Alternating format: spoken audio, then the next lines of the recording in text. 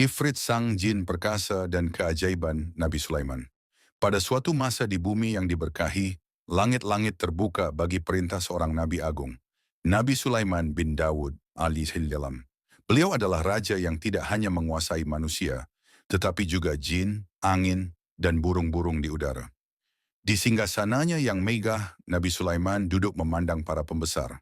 Di hadapannya, jin dan manusia berdiri dalam barisan panjang. Ada yang bersayap, ada yang berwajah gelap berasap, ada pula yang tubuhnya bersinar bagai bara api. Mereka semua tunduk dalam taat.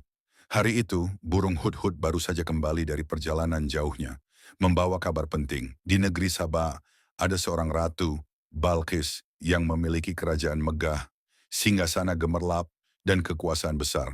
Namun mereka semua masih menyembah matahari. Mata Nabi Sulaiman menyipit. Ia ingin membuktikan kepada Balqis bahwa kekuasaan yang hakiki adalah milik Allah, bukan kepada berhala atau matahari.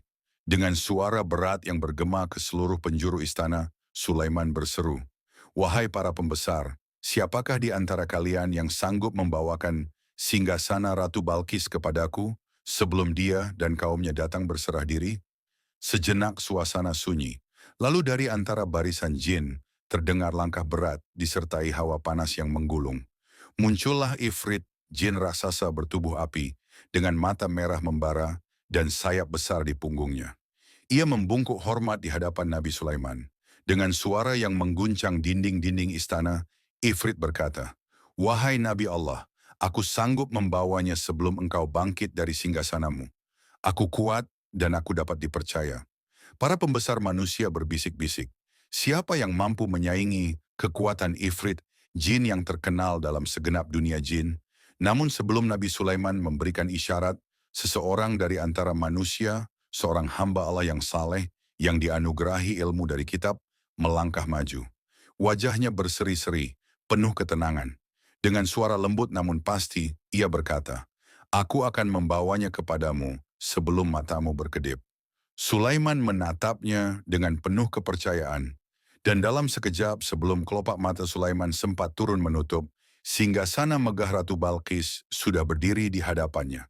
Emas, permata, dan ukiran indah di singgasana itu bersinar menyilaukan ruangan. Ifrit yang tadi dengan bangga menawarkan jasanya, kini menundukkan kepala dalam hormat. Ia tahu, kekuatan sejati bukan hanya terletak pada tenaga dan kecepatan, tetapi pada ilmu dan izin Allah. Sulaiman pun tersungkur bersujud seraya berkata, "Ini termasuk karunia Tuhanku untuk mengujiku, apakah aku bersyukur atau kufur. Barang siapa yang bersyukur, maka sesungguhnya dia bersyukur untuk dirinya sendiri. Dan barang siapa yang kufur, maka sesungguhnya Tuhanku Maha Kaya, lagi Maha Mulia." QS An-Naml 40. Di hari itu, bukan hanya manusia dan jin yang menyaksikan keajaiban itu, tetapi juga langit dan bumi yang menjadi saksi betapa Allah meninggikan derajat hamba-hambanya yang berilmu dan bersyukur. Dan sejak saat itu, Ifrit tetap menjadi salah satu prajurit dalam pasukan Nabi Sulaiman. Tunduk dalam taat, tidak lagi membanggakan kekuatan semata, melainkan berlomba-lomba dalam kepatuhan kepada Sang Pencipta.